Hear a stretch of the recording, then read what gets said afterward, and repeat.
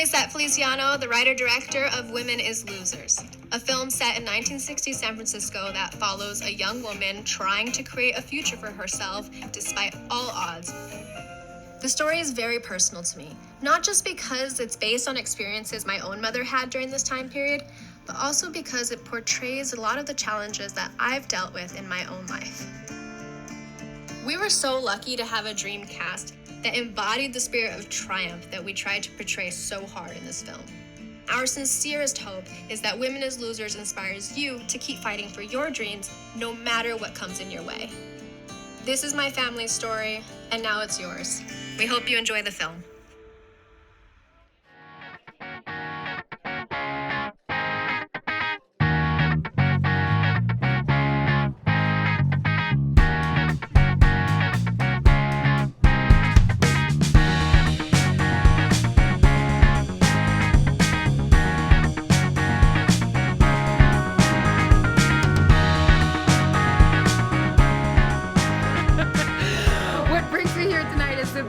Showing of our movie Women as Losers, which Lissette Feliciano directed and I star and executive produced, and I'm so happy to be received here and to be able to show it to such a cool crowd because we filmed this movie here and it has a lot of roots in San Francisco and it means a lot to us to be here.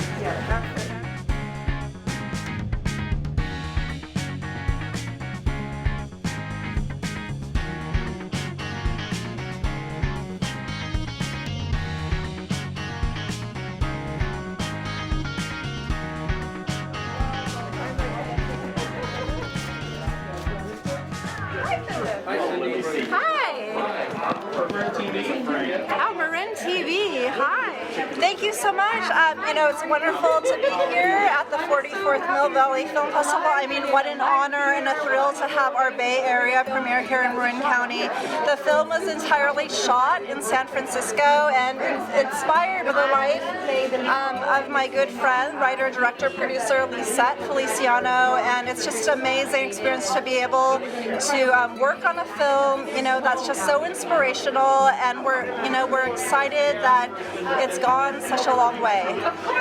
Representation is very important. I mean, I've always supported projects and filmmakers and artists that come from various backgrounds, minorities, and I've always supported diversity and inclusion. So this film especially is, really advocates for representation. So I think it's very important. And Lissette, she's a strong advocate, even with her company. Look at the Moon Pictures. She has really committed to that 50-50 initiative. And so, this is a very important film, and it's about the Latina heritage and culture. And I'm really happy that we're able to bring these stories to life. What's the movie about? Ooh, the movie's about life. I mean, in short, it is a beautiful story that takes place in the 60s of a single Latina mother and immigrant trying to make her way through a society that has set it up for her to not succeed, essentially. And how exciting is it for you to be at Mill Valley tonight? It's so exciting for me to be at Mill Valley tonight. It's my first time ever here, and like I said, I fell in love with San Francisco when we were shooting the movie. So to come back here and celebrate, there's a lot of feelings around, and especially the, really difficult times we've experienced as society. It just feels so lucky to be able to be out and celebrating what we love doing. It's very special. You're going to see this movie with a bunch of people tonight. Tell me about that shared experience.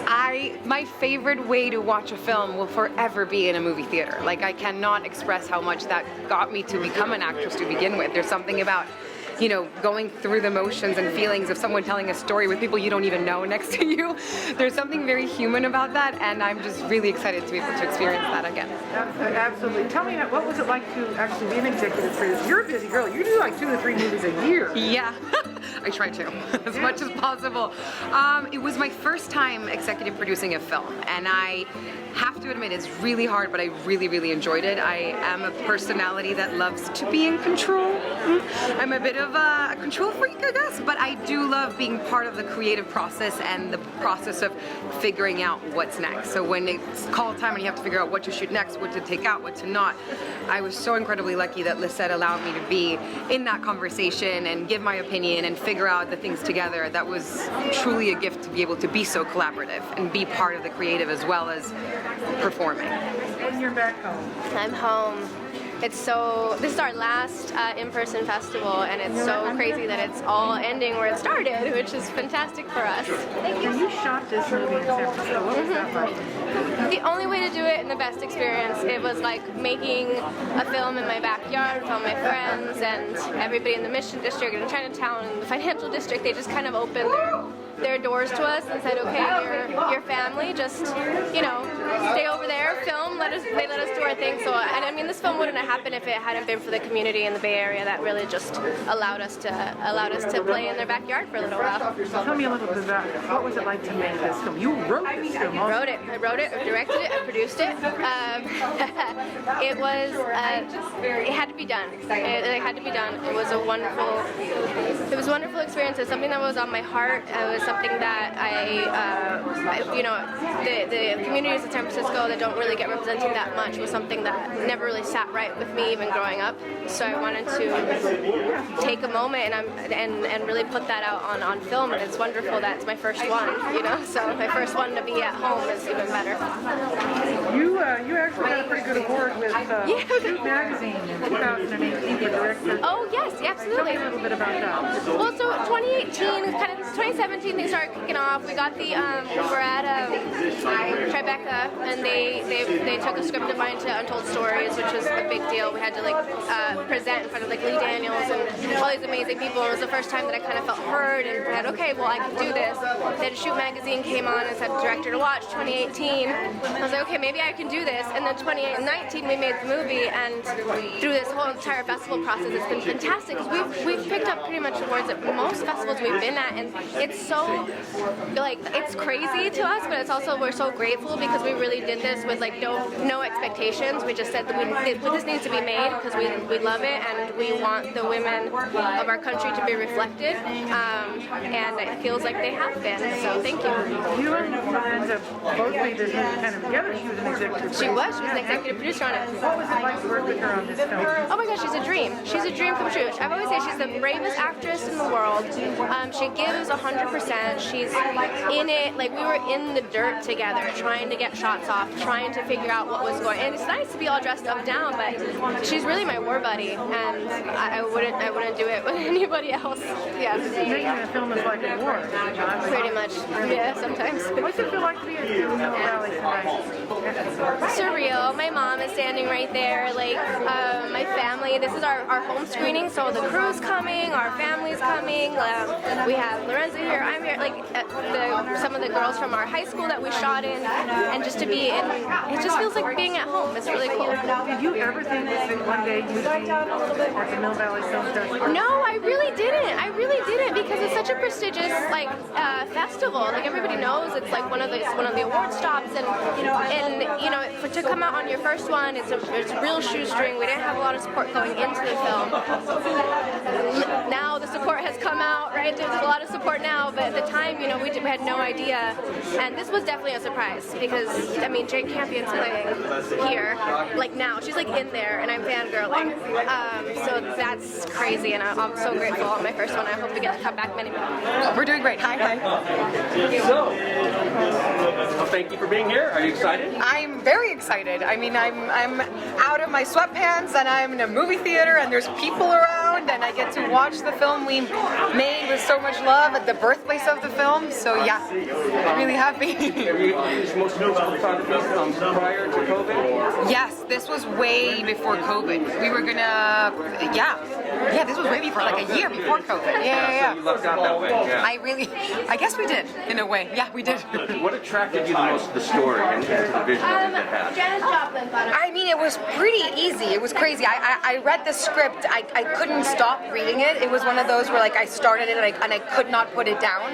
Because you know, sometimes you get a script and you kind of take a break and you come back to it. That was not the case. I didn't even stop to go to the bathroom. There was something so gut-wrenching about her experience, the lead character's experience, that really, really resonated with me, with my family's history, with my mother, with my grandmother, with my great-grandmother, and just the historical DNA of systemical issues towards women. And I just remember finishing and going, I'm doing this. What do I do? And we sat down with Lissette, and Lissette not only said yes, she was like, I want you to go on this ride with me, like with me. Let's produce this together. And I was like, okay, yeah, let's do it. And I'm so happy she did that, because it made it all the more incredible. You get it. And I am a very privileged white passing Latina, so I have a whole different pocket of feelings and growing and understanding to do. And just as a woman, it was really important for me to tell this story. So kind of that combination of like both as a woman and also as a Latina woman, what do you hope, for, because, I have a lot of hope. I guess it's a bright, big question. It's a great question. It's just a big one. Listen, at the bottom line, this is a story, and I do this to tell stories and to make people feel, hopefully, something that moves them in some way, hopefully for a positive, to a positive direction. So if anybody can watch this film and walk away a little bit inspired or a little bit angry at certain things and a little bit changed, I will consider our job done. So what's next? I know you're very busy with a lot of projects, kind of juggling a lot of things. Because you executive produced this movie. Yeah. There's some things cooking. Secret. We just finished wrapping a film, so I'm just coming back from that, and I'm kind of like figuring out what to do next. And we'll see. We shall see. You can't tell us what that is. No. Oh yeah. I just finished shooting this movie called Confess Fletch with John Hamm and Greg Motola directing for Maram, so I'm really excited. Yeah. And you've been touring. We did. We started at South by Southwest, and that was an awesome experience, except we couldn't go live. So it was like awesome because it was my first time doing South by Southwest, and that community of filmmakers is truly, just incredible. However, we had to do it virtual, but alas, we still did it, and it was amazing, and that's the circuit kind of that we've been doing from then till now. And I think you guys are our last festival. Well, thank you for coming out. Thank you for having us. I'm the one that should be thinking, and I am actually. Thank you. I appreciate it. Our station's all about empowering the community. That's cool. That's really cool. I appreciate you guys, really, genuinely. Thank you. We appreciate you. Yay! It's a love fest over here. Cool. Thank you, Lorenza. Thank you, Drew. Thank you. It's Marin TV. Hello. Am I holding this? Yeah, go ahead. Okay. Hello. Hi. Hi. Welcome to Mill Valley Film Thank you so much. Hi, guys. It's been a long journey for you. How excited are you? I know you feel here, and you said this is your home. Yeah, this is my home. This is my hometown. This is my everything. I've always been a San Francisco girl. I come back like 6-7 times a year. My mom lives here. My family's still here. I'm still very much involved in the Mission District where we filmed the movie, and it's wonderful to be at Mill Valley, one of the most prestigious film festivals in the world, with something that came from down the block, right? And it still feels like such a big story. So that's really cool. Was that really the core of the inspiration for the story that you wrote?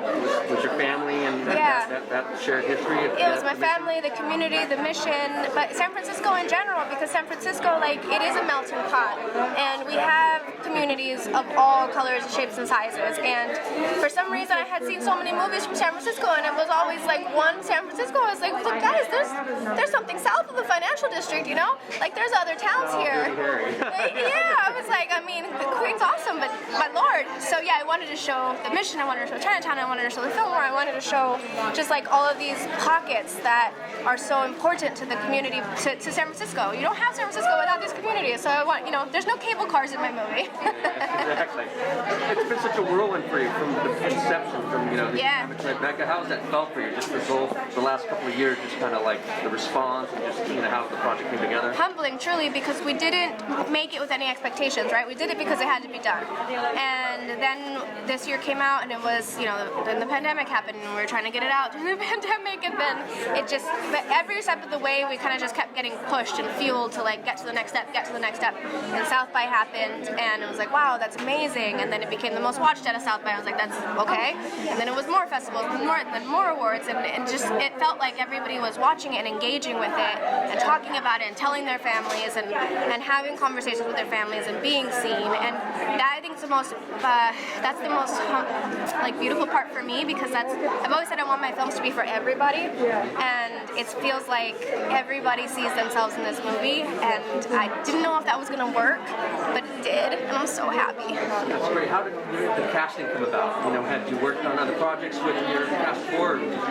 No, we all kind of came. We casted souls on this one. We really casted like, what are you trying to say? What haven't you had a chance to do? What are you frustrated about? What are you excited about? What do you want to do? Here's a script. Does it vibe with you? And everybody that came to the script, from obviously Lorenza, Izzo, who's also my executive producer, to Simu Liu, who everybody knows now, and he's amazing, to Brian Craig, to Chrissy Fit, to Stephen Bauer, Liza Wheel, Alejandra Miranda. Everybody like read the script and they said, okay, this is either me or my mom or my aunt or something like that. So everyone came to the story with a version of it that they wanted to tell for themselves, and I think that's what you see on the screen. Awesome. And one of the most, I think, amazing things, you know, you started a production company. I did. You made sure that it was like representation was like core into the DNA of that. Yeah. You know, are you hoping that that kind of like thinking is just going to spread? I mean, more companies should be doing what you're doing. Oh, thank you so much. It wasn't even that it felt right. It was just like, this is my world. So to start a company that didn't have that felt weird. I get this question a lot in terms of the movie. Like, you know, you added the Asian American experience, you added the African American experience. Like, were you trying to, you know? No, like these are my friends. I grew up within these communities, from Daly City to Chinatown to the Fillmore to like I was in these communities. So to not represent, to create a piece of art or a company or anything that doesn't have that same makeup would just not be me. So yeah, it would fall flat for me. So yeah, I hope more people do that. What are your hopes and expectations?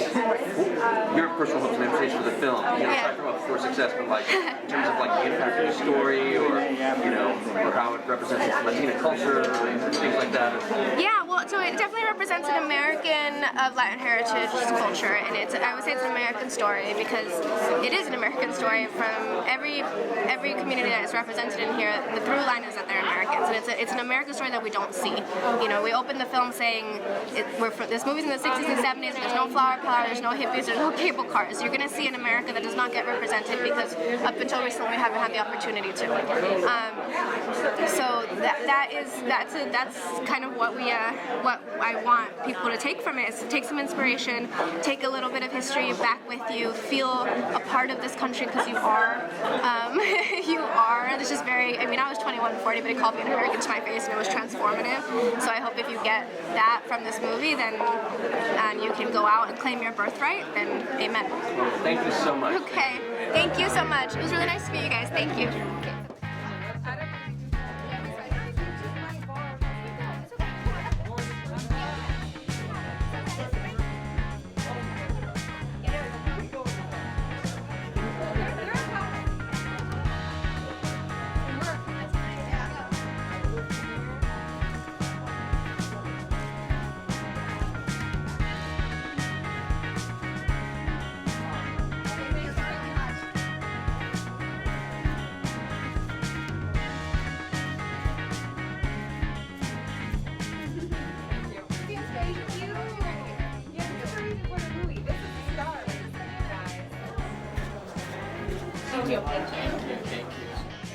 Your time is worth half of a man's. That might change in the future.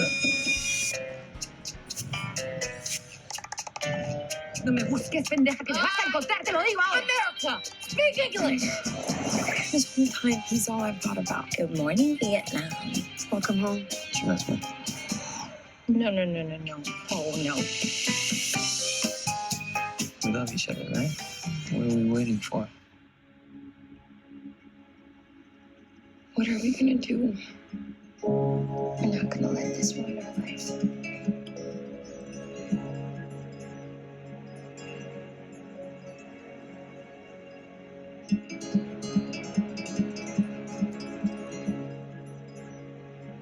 You're smart to save money. There's not a lot of girls doing that these days. Can I ask what you're saving for?